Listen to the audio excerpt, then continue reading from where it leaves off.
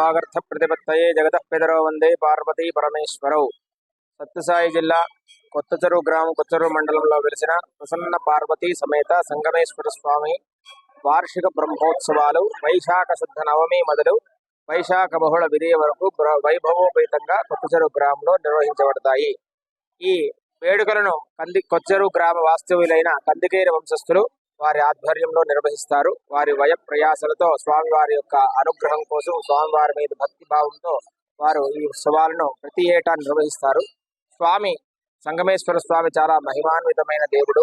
కాశీనగరం నుంచి ఒక సాధువు ఈ కొత్త చెరువులోని కందికేరి వంశీయులకు ఈ లింగ స్థాపన చేసి దేవాలయాన్ని నిర్మించవలసిందిగా ఆదేశించగా తదనుగుణంగా ఈ కందికేరి వంశస్థులు కొత్త చెరువు గ్రామం పొలిమేరులో ఈ సంగమేశ్వర స్వామి యొక్క ఆలయాన్ని నిర్మించినారు.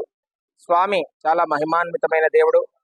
ఎవరైతే దంపతులు సంతానం లేకుండా ఉంటారో, బిడ్డలు ఎవరైతే వృద్ధిలోకి రాకుండా ఉంటారో అటువంటి వారు ఈ ఆలయంలో వచ్చి రుద్రాభిషేకాలు పూజలు నిర్వహించుకొని స్వామి వారి యొక్క కృపా కటాక్షం వలన వారు వృద్ధిలోకి వచ్చిన సందర్భాలు కోకొల్లలు ఉన్నాయి.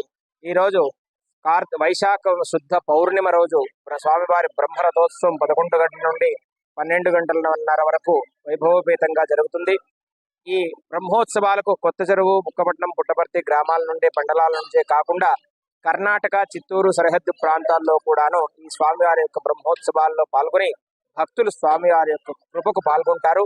ఈ బ్రహ్మోత్సవాలు వైశాఖ శుద్ధ విధియ అనగా శనివారం నాడు వసంతోత్సవంతో ఈ వేడుకలు ముగుస్తాయి.